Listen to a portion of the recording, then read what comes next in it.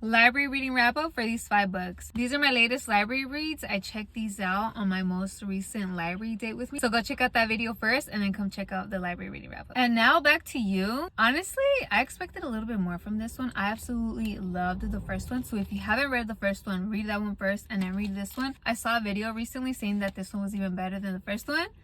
In my opinion, it wasn't. It would be in one tone, very emotional, and then it would just disappear, if that makes sense. And I was like, let's stick to one for a moment. It's an enemies to lovers, and you do feel the vibes in the beginning, but then it just disappears. And I'm like, I mean, it was cute, but it wasn't all that, you know?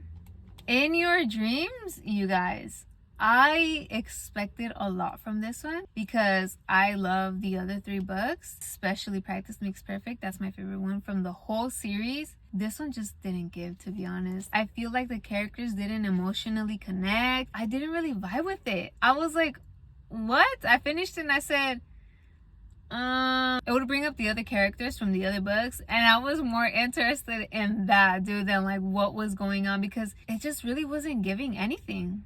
The Lust Crusade, this is the 3rd one in the series, and I picked it up because I said I'm already reading the series. I loved the first one, the second was alright. So this one, I was just like, I just didn't know what to expect, but I really liked it. I liked the dual POV. The only thing was how he references her as a sister a couple of times, and I'm just like, yo, like, let's not do that because that is not romantic at all. But besides that, it was interesting. I love the whole adventure vibes. It's thrilling. I enjoyed this one.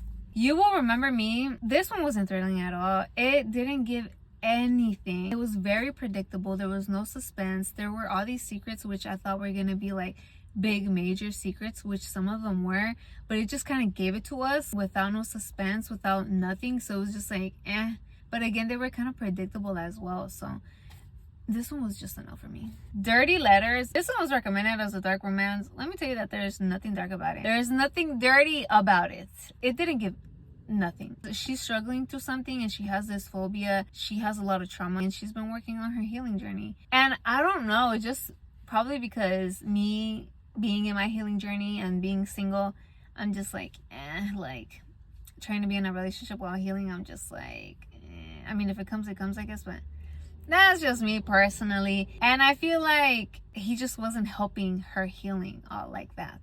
I don't know, it was very rushed. It just didn't give, dude.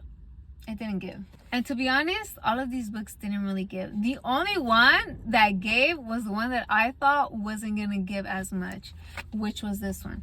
But let me know if you have read any of these books and what you thought about them.